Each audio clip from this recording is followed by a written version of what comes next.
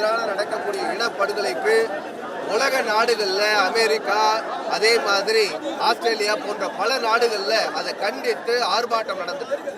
ஆனா இந்துக்கள் பெரும்பான்மையாக இருக்கக்கூடிய இந்தியாவில், சென்னையில, தமிழ்நாடு முழுக்க வங்கதேச இந்து உரிமை பாதுகாப்பு குழு சார்பாக நடைபெற திட்டமிட்டப்பட்டிருந்த இது எந்த இறைக்கம் சார்பாக நடக்கல, வங்கதேச இந்துக்களுடைய பாதுகாப்பு குழு சார்பாக நடக்கக்கூடிய இந்த ஆர்ப்பாட்டத்தை பாசிச எண்ணத்தோடு தடுத்து நிறுத்தியிருக்கின்றார் நம்முடைய திராவிட முன்னேற்ற கழக அரசாங்கம்.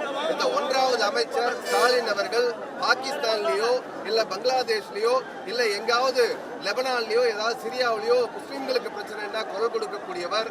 இதுவரை இந்துக்கள் பாதிக்கப்பட்டிருக்கிறார்கள், இனப்படுகொலை நடக்கிறது, ஒரு குரல் கொடுக்கல, கண்டனம் தெரிவிக்கல. ஆகையினால இந்த மூணாக்கான ஸ்டாலின் அவர்கள் தமிழகத்தில் இந்த பாசிச உணர்வோடு இந்துக்கள் ஒன்னா சேரக்கூடாது, இந்துக்கள் அழக்கூட உரிமை இல்லாத ஒரு சூழ்நிலையை, பாசிச நிலையை தமிழகத்தில் ஏற்படுத்தி இருக்கின்றார். இது கடுமையான கண்டனத்துக்குரியது. தமிழ்நாட்டில் இருக்கக்கூடிய இந்துக்கள் தன்னுடைய உறவு, தன்னுடைய ரத்த சொந்தம், தொப்புள் கொடி உறவு பங்களாதேஷில் பாதிக்கப்படுகின்றார்கள், பெண்கள் கற்பழிக்கப்படுகின்றார்கள், 100க்கும் அதிகமான கோவில்கள் இடிக்கப்பட்டிருக்கு. அதுக்காக அழக்கூட உரிமை இல்லாத நிலையில தமிழகம் இருக்கிறது.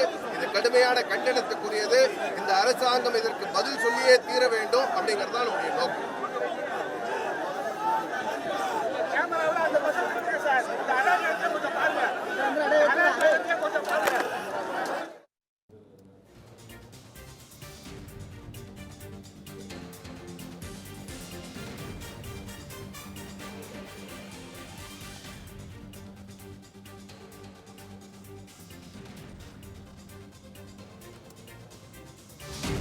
வங்கதேசத்தில் இந்துக்கள் மீது நடத்தப்படும் வன்முறையை கண்டித்து வங்கதேச இந்து மீட்புக் குழு சார்பில் நாடு தழுவிய கண்டன ஆர்ப்பாட்டம் நடைபெற்று வருகிறது.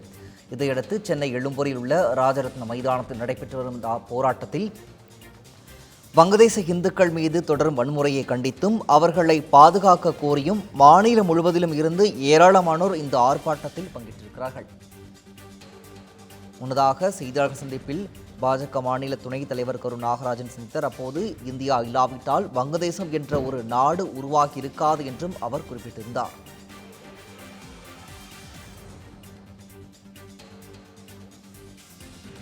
வங்கதேசத்தில் உள்ள இந்துக்களை பாதுகாக்க கோரி முழக்கங்கள் அந்த ஆர்ப்பாட்டத்தில் எழுப்பப்பட்டது.